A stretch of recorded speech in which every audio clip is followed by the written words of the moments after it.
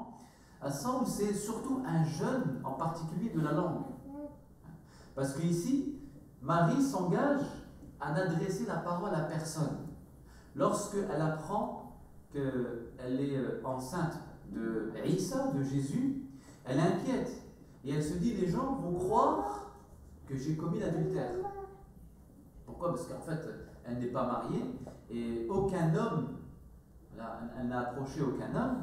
Et donc là, elle apprend qu'elle est miraculeusement enceinte. Et sa principale inquiétude, c'est qu'est-ce que les gens vont penser de moi? Ils vont croire que j'ai commis l'adultère. Et par là, et en conséquence, j'ai déshonoré une noble famille, puisqu'elle descend d'une noble famille, la famille de Imran. Et c'est son propre fils qui lui aussi miraculeusement va la rassurer en lui disant, ne t'en fais pas, je me charge de prendre ta défense. En attendant, profite des fruits et des biens qu'Allah t'a accordés, que tu trouveras au pied du palmier sur lequel elle était adossée, et observe un silence et n'adresse la parole à personne. N'adresse la parole à personne. Et c'est à ce moment précis qu'apparaît ensuite le verset Inni nadartu lirrahmani sawma. J'ai observé pour le tout miséricordieux, l'infiniment bon, un moment de jeûne. Mais c'est un jeûne qui est synonyme de silence. Et en fait, ici, ce qu'il faut retenir, ce qui est extrêmement profond, c'est que on n'est pas dans une dimension morale ici, ou alors purement morale. On est vraiment dans une dimension qui est purement spirituelle.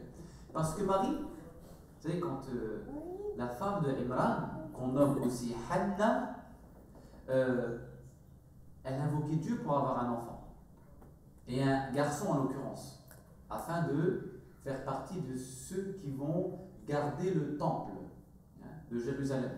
Puis elle apprend qu'elle a une fille, Marie, Mariam. Et elle s'étonne, Allah, tu m'as donné une fille, alors qu'il aurait été préférable d'avoir un garçon pour tenir et garder le temple. Mais Allah, dans sa sagesse, savait ce qu'il faisait. Et donc, Marie, quand arrivée à son adolescence, elle va se retirer dans ce temple, dans un sanctuaire, dans une niche de prière. Elle se retire et elle se consacre essentiellement à l'adoration. Elle est enfermée dans une espèce de pièce et elle est comme ceci, totalement tournée vers son Créateur. Donc elle est dans une totale concentration.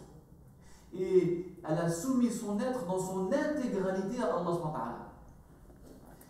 Et c'est ça en fait qu'il faut comprendre chez Maryam alayhi salam. En fait, Maryam symbolise l'âme qui est totalement disponible ou qui se rend disponible à la révélation. Elle se rend disponible. Comment? En se délivrant des diverses occupations de la vie, parce qu'elle s'enferme dans un lieu, elle se retire dans le temple, dans le sanctuaire, elle se consacre à Dieu, et donc qu'est-ce qu'elle fait? Elle se met en état de réceptivité de la lumière divine. Elle ouvre son cœur à la grâce d'Allah subhanahu wa ta'ala. Donc, que signifie ce jeûne? Observer le silence, ne pas parler, ça veut dire, c'est un jeûne qui te met en état de réceptivité. C'est abstiens-toi de tout. Là, on n'est pas seulement dans la dimension alimentaire, morale, du mois du Ramadan, non, de tout, pour permettre une concentration qui va être le moyen par lequel tu vas recevoir la lumière ou bénéficier de la lumière d'Allah subhanahu wa ta'ala. Et ça, c'est très important, parce que notre âme doit essayer d'atteindre ce degré de Marie. En fait, une âme, lorsqu'elle est totalement disposée, concentrée, elle devient semblable à Marie et donc capable d'accoucher de l'esprit. Parce que grâce à cet état de réceptivité, ou cet état de réceptivité va lui permettre de féconder Ar-Ruh. Qui est Ruh? C'est Isa. Parce que c'est comme ça qu'Allah le qualifie dans le Coran. Dieu a insufflé donc, son verbe, son esprit dans le ventre de Marie. de Maryam.